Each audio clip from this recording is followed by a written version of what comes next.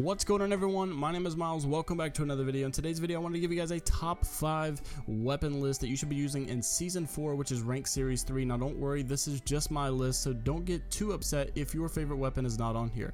There are plenty of other opinions out there. This is what just works for me, and this is what I'm using at the current moment. And stay tuned till the end because number 1 is gonna surprise you. So, coming in at number 5, this may be a surprise to you, but it's actually the Hemlock. If you guys don't know already, the Hemlock got buffed, and the Hemlock is really good now. And I know that sounds weird, like I said, and I was never the one to really promote these weapons that people say are good, but in reality they're not. But no, guys, this weapon's actually pretty good now. So coming in at number 4, we have the Flatline. Now, the Flatline is such a powerful weapon, and if you can really maintain the recoil, this weapon can do so much DPS, and just how much DPS it can do can really make or break the game, especially in a close range fight. It's really good to hip fire. And then also I like to have like a 1x hollow or a 1x HCOG, and it's just a shredding machine if you can really hit your shots. Coming in at number 3, we have the R301. Now, the R301 has never really been a bad weapon. It has received some nerfs along the way, but it has also received some buffs slightly with the magazine size. So the 301's never really been bad,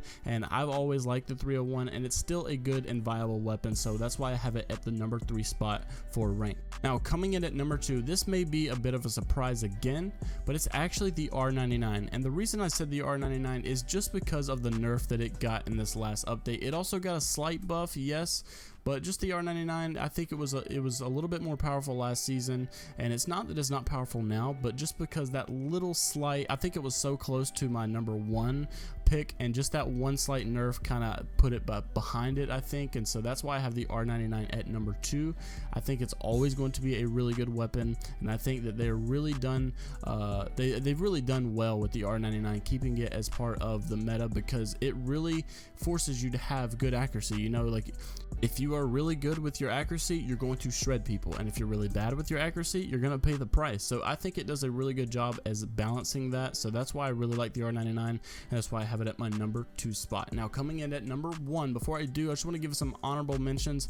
Obviously, the Kraber and Mastiff I could not put in here just because they're legendary weapons, and it's obvious that they were going to take, you know, the top 5 list. Also, the Devotion, in my opinion, if you guys want my honest opinion, I think the Devotion is the best gun in the game, the best gun for ranked, but it's a legendary weapon, so I can't really consider that because it's going to be hard to find one. So moving on to some other honorable mentions, I actually wanted to put the Sentinel in here just because with the disruptors, it is a really good sniper, and it does do a lot of damage, and if you guys can, like, you know, target one person and shoot them at the same time, it really can make for a very powerful weapon. However, it's just not as reliable as like a Hemlock or a G7 a Scout, because it is that bolt action. If you miss a shot up close, you're really done, and you have to rely on only one weapon, and that's why my number 1 choice actually goes to the Peacekeeper. Now, the Peacekeeper, in my opinion, was number 2 beforehand, but now I think it's number 1 simply because of the slight nerf that the R99 had. But also, if you guys just think about it, I mean, being able to take on teams by yourself is the most easiest by far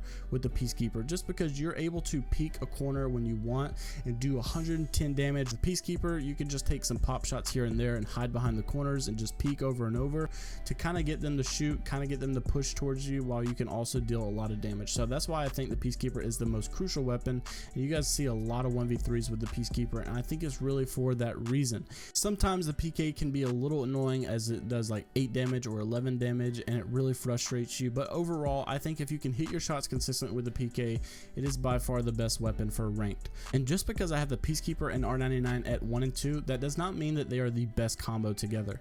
In fact, I think that ranked should be played a little bit slower than normal, and so unlike pubs where you can run and gun and you can use the R99 Peacekeeper, in ranked you might want to slow it down a little bit and maybe take like a sniper and a Peacekeeper, or a sniper and a R99. Preferably that combo works a lot better, or even like a 301 and a PK or something like that. But I wouldn't run the R99 Peacekeeper unless you're like, you know, a more run and gun kind of player.